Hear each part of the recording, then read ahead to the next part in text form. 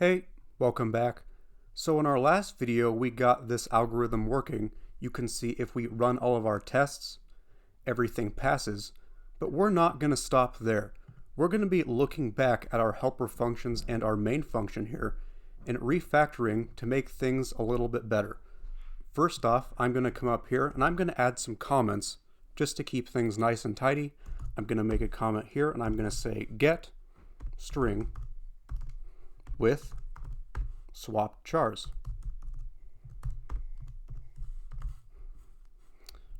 We can say characters instead, swap characters, making sure I spelled that right. And below, making a separator line to keep things blocked out. And in this function, I'm going to be changing a couple of things.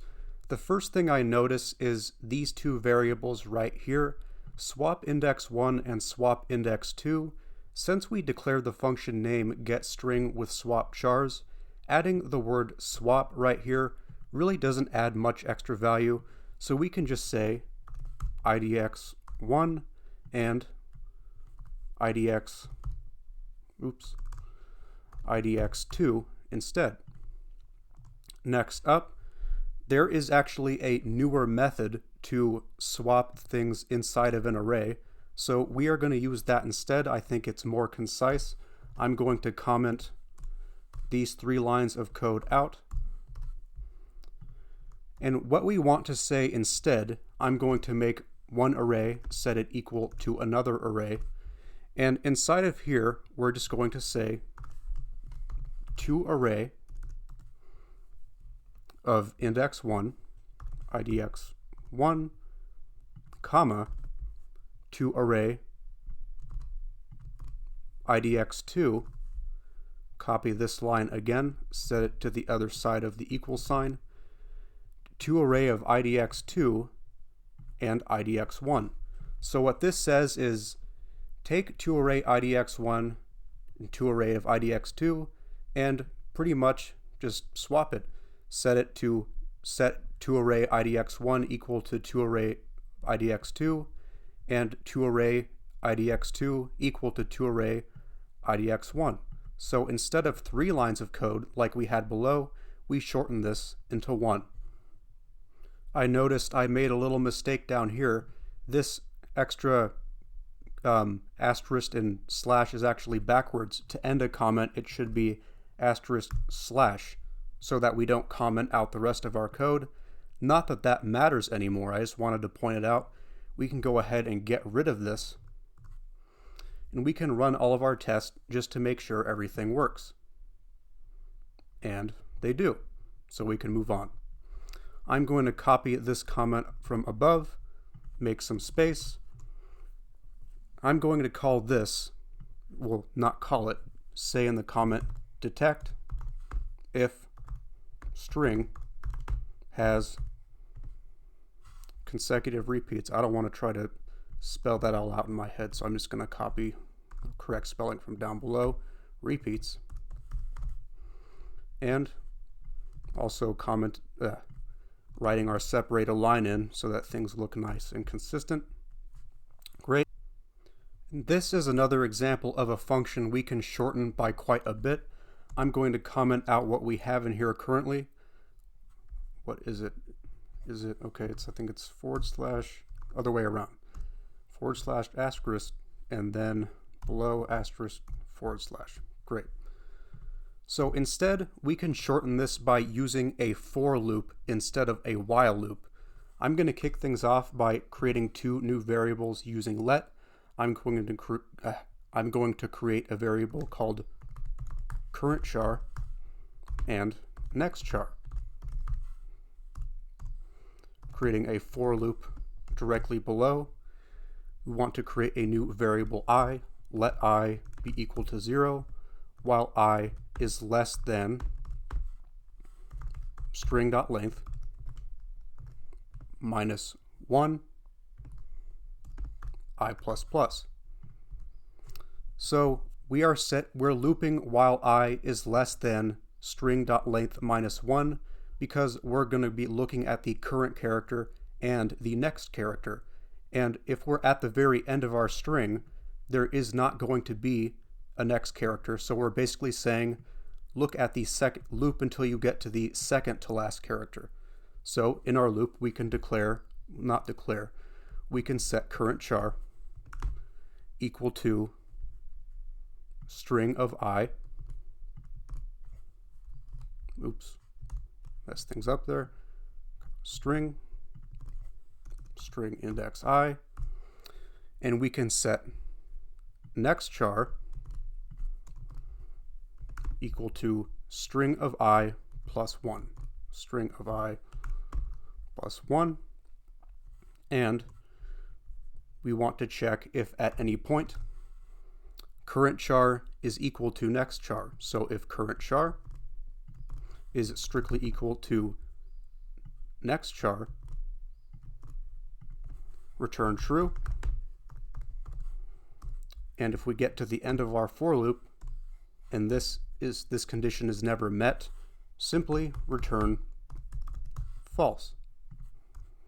You can go ahead and get rid of all this code, or commented out code, get rid of the extra return, test things out by running all of our tests, and everything still passes as expected. And this is great. Down below, I'm going to keep going. I'm going to make another new comment to separate out our main function here. And we can just simply say get string permutations.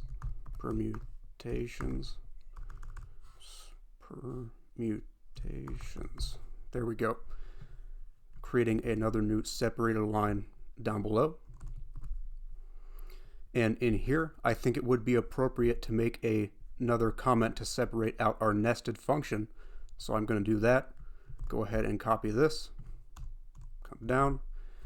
We can say something like recursive function, or maybe recursive helper function to populate permutations array.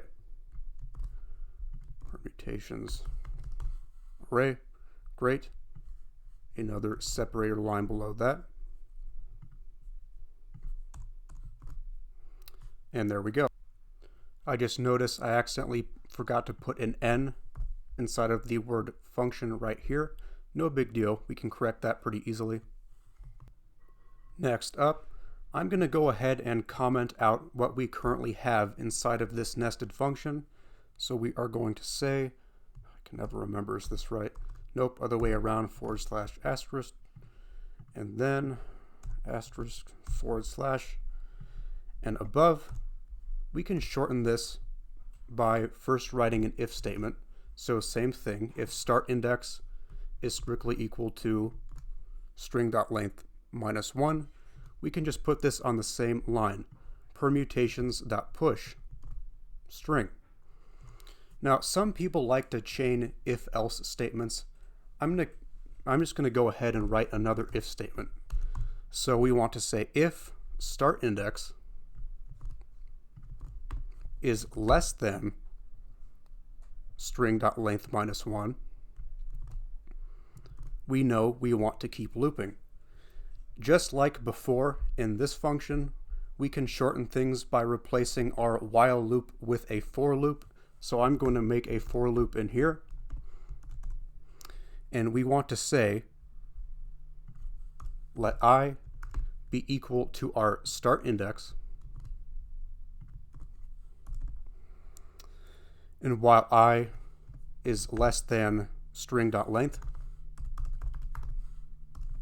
I++. In here, we just need to redeclare. Oop, I accidentally forgot to put I right here. Let I equal start index while I is less than string.length, I++. Now in here, we can go ahead and redeclare swap string, copying it from down below.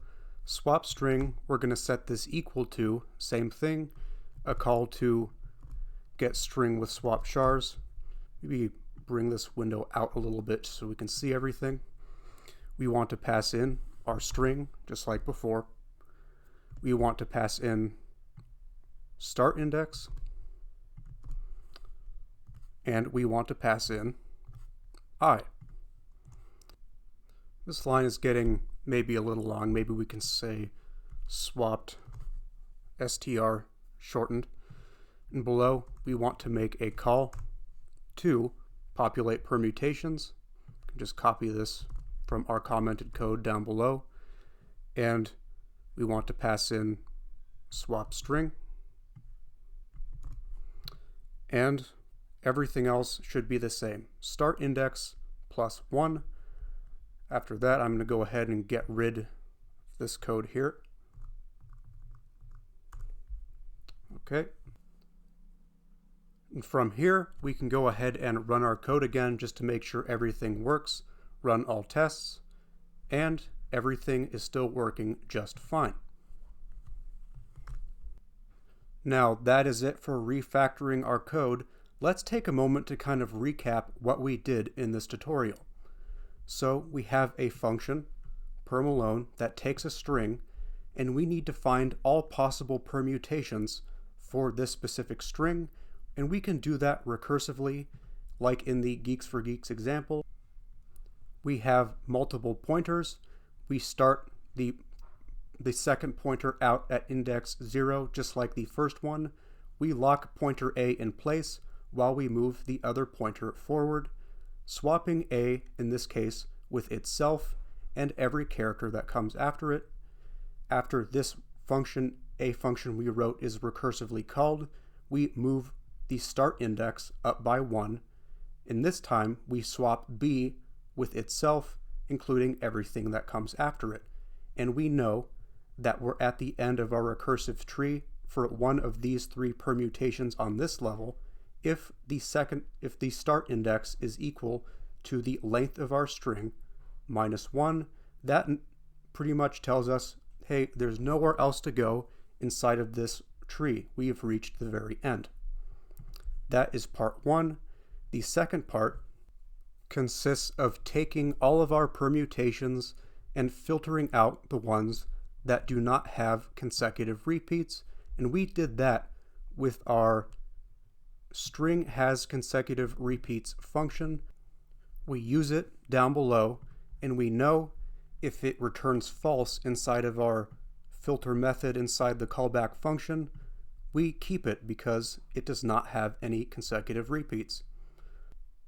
Alright, that is it for this video, and that is it for this tutorial series. Before we wrap things up, there's one more thing I'd like to say.